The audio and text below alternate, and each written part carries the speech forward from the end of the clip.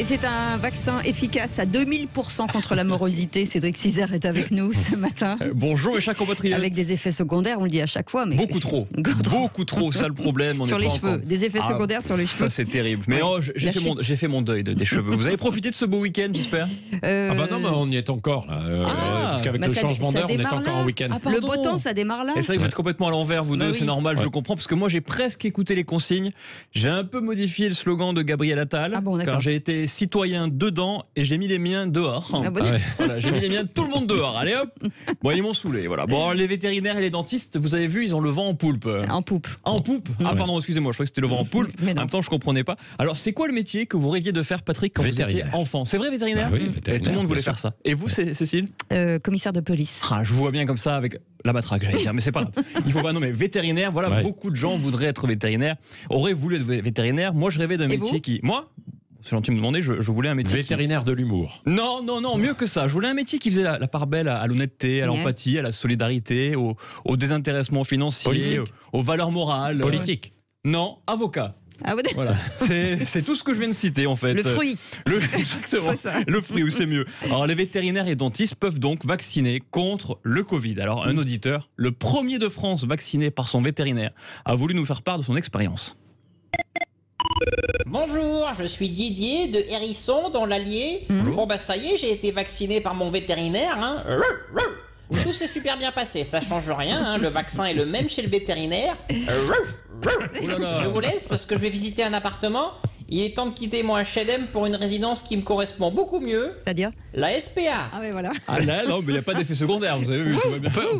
On peut le réentendre peut-être à la fin. Je sais pas, mais en tout cas, il fait très très bien. Il le fait très bien le chien. Je sais pas, en tout cas c'est rassurant. Moi je trouve ça bien que le gouvernement donne la possibilité de vacciner à tous ceux qui ont l'habitude d'utiliser des seringues, vous voyez.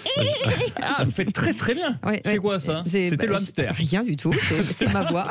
Non mais franchement, on est tous très bons en imitation d'animaux. C'était un petit cheval. Merci Patrick. Merci. C'est un poney, effectivement. C'est un poney. Reconnu. Quand est-ce qu'on fait une spéciale imitation d'animaux? On pourrait faire 1h30. Je fais très très bien le canard. Le canard. Le canard, vous voulez que je le fasse? Allez-y, je vous en prie. Attention. Ça, c'est un chat qui vient de se faire écraser, c'est pas un canard. Mais en tout cas, ils sont bizarres les canards chez mais ça, c'est la Normandie. Je sens, regardez-vous tous les deux dans une glace, on verra que des jaloux. C'est vrai, c'est vrai. On y va ou pas? On y va, on continue alors. On finit, allez, il reste une demi-heure de chronique en plus. Alors, je trouve ça bien que le gouvernement donne la possibilité de vacciner à tous ceux qui ont l'habitude d'utiliser des seringues. Vous voyez? C'est pour ça que Richard Virenque va pouvoir nous vacciner. Ah oui. Eh oui. On l'embrasse. Bien sûr, on l'embrasse. Et à Chicago, vous savez que Lance Armstrong, il vaccine 12 000 personnes par jour. Ah bon? Il a tellement l'habitude avec la piqûre, clac, clac, hop, tout le monde dégage très très vite. Alors, on va avoir des milliers de vaccinateurs, mais rien à vacciner. C'est comme si on avait plein de restaurants en France, mais pas de clients à l'intérieur. Ce serait débile. Ou pas d'alimentation. Ouais, en même temps, je crois que c'est le cas. Excusez-moi, c'est un mauvais exemple. Au moins, ça obligera les Français à aller chez le dentiste, vous voyez, parce que c'est vrai que personne ne veut aller chez le dentiste.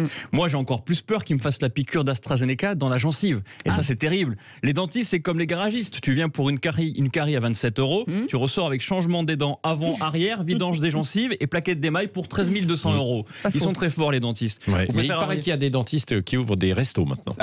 Il paraît. Ils ont d'ouvrir. Il faut bien, c'est Uber Eats, mais les dentistes. En salle d'attente. Exactement. Vous préfériez dentiste ou vétérinaire pour la vaccination, Cécile? Vétérinaire. Vétérinaire, je n'étais sûr, et vous aussi vétérinaire, j'imagine. Oui, dentiste, oui, bien sûr. Vétérinaire, moi je vous l'ai déjà dit, mais bon, vous voulez remettre la bande en arrière. Oui, mais non, bon, pour la vaccination. Alors, moi, j'ai choisi le vétérinaire pour ma grand-mère, parce qu'elle a un caractère de chien. Alors, j'ai vu le carnet de rendez-vous de Monsieur Cabot, j'ai regardé. Monsieur Cabot. Monsieur Cabot est son vétérinaire. Oui, c'est comme ça, vous voyez, il a bien choisi. Ma mère Maryse, elle passera juste après Canel, un épagnol breton, et Kiki le hamster.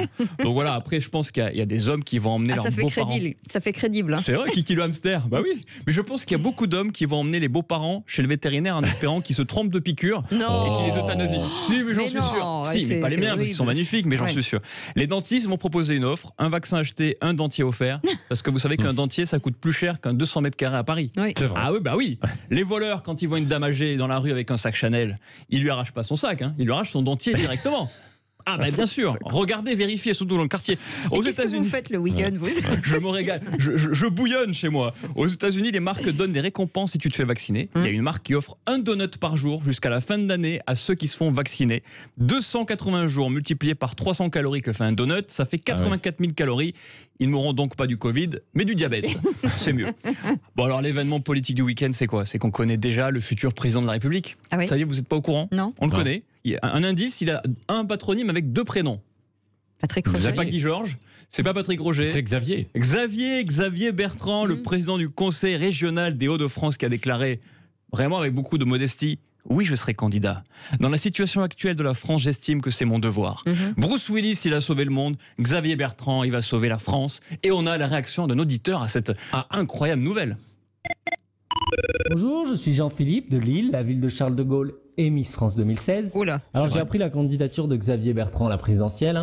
Et comme je travaille dans l'immobilier, je voudrais lui proposer un endroit pour qu'il puisse recevoir l'intégralité de ses soutiens. D'accord. Ma Twingo. Oh là là, s'il vous plaît, déjà il y a beaucoup trop de place dans une Twingo. Écoutez. Mais il n'a pas complètement tort parce que Xavier Bertrand malheureusement n'a plus de parti, en tout cas de parti politique. Et d'ailleurs vous savez dans le milieu politique le surnom de Xavier Bertrand ou pas? Non. C'est Activia de Danone parce qu'à la présidentielle il va faire 0%. Mais quoi? Mais on l'embrasse, Xavier, on l'embrasse. Alors, comme vous y allez. Allez, bon, j'enchaîne. Vous êtes en forme. Je suis en pleine forme, mais c'est pas fini. C'est pas fini. Il y a un truc sur nous ou pas? Non, rien sur vous, je vous adore, vous savez bien. Alors, on pensait que Jean-Claude Van Damme, c'était le roi du grand écart, vous savez, vous faites très bien le grand écart, Patrick. Mais en fait, non, il est battu par Nikos Aliagas. Nikos qui samedi présentait The Voice, c'était les battles, vous voyez. Vous savez, les battles, c'est quand il y a 2 chanteurs qui s'affrontent et qui hurlent. Et ça atteint 5 millions de téléspectateurs, mais ça gueule jusqu'à 5 millions de décibels, The Voice. C'est hallucinant. Et quelques heures plus tôt, qu'est-ce qu'il faisait, Nikos? Il interviewait Emmanuel Macron pour une chaîne grecque. Vous avez peut-être vu ça? Oui, alors, on n'a pas tout compris, mais il nous dévoile les coulisses de cette interview incroyable quand même, Nikos. Salut les loups, salut Cécile, celle dont la beauté scintille dans la galaxie comme le crépitement instantané qui nous exhorte vers le souffle de l'existence. Ça va. Oui, ça veut rien dire, mais ça fait philosophe. C'est vrai que ça fait J'ai interviewé le président Macron pour la télévision grecque, mais il ne m'a accordé que 20 minutes. Car comme dans The Voice, il avait très envie de buzzer. Oh non, mais Nikos, c'est pas parce que Vianney il buzz que le président aussi veut buzzer, j'en sais rien. Alors ce gouvernement ne fait rien comme les autres. Jean Castex qui fait une interview en mangeant des Kinder Bueno. De buzzer, bien sûr. De buzzer, bah oui, c'est The Voice. Alors Jean Castex il fait une interview en mangeant des Kinder Bueno dans la chambre de Samuel Etienne. Olivier Véran, vous avez vu, il cite 50 nuances degrés pendant sa conférence de presse. Vous avez vu ça? Même si c'est logique, c'est vrai que parce que pour travailler dans ce gouvernement, il faut être un peu sadomaso.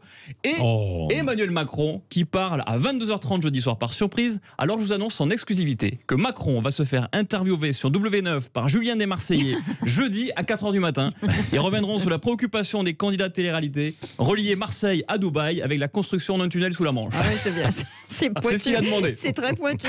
C'est ce qu'il a demandé. Voilà. Alors vous devez être encore plus fatigué ce matin parce qu'on a perdu 1 heure de sommeil. Vous vous levez quoi à 18h, vous, c'est ça? Oui, c'est ça. Pour préparer l'émission. Ça fait 5 ans qu'on nous dit qu'on va supprimer les changements d'heure. Finalement, c'est encore là. Et ça nous énerve, même si les politiciens ils voudraient qu'on garde ce changement d'heure. Mais quid de Jean Castex? Ah bah oui, c'est toujours la décision finale, c'est lui. Mais bien sûr, alors je lui ai posé la question, il nous répond à vous Matignon. En exclusivité. Exactement. Toujours d'ailleurs. Français de Français, pour être sûr de vous convaincre que le changement d'heure est indispensable, le gouvernement vous propose désormais d'avancer d'1 heure juste avant mes discours. Ah, ben là oui. Là oui. C'est marrant, c'est toujours auto-tourné autour de lui. Parce qu'il est auto-centré, sinon il ne serait pas Premier ministre, c'est normal. Mais en tout cas, on l'embrasse parce qu'il ne parle qu'à nous. Ah oui, c'est ça. Donc, ce qui veut dire, très concrètement, que si on avance donc d'1 heure, on n'entendra pas son discours. Exactement, vous avez tout compris. C'est ça. Voilà, comme ça, c'est moins de travail pour lui. C'est ça, c'est vraiment ça. Mais moi, je serais déçu s'il ne parlait plus. Donc j'espère à jeudi. Merci Cédric Cizer. Vous pouvez retourner chez le vétérinaire. J'y vais, monsieur Cabot. Le docteur. Ah, pas mal. Le docteur Cabot m'attend, donc j'y vais. Et bien sûr, cette chronique à retrouver sur sudradio.fr.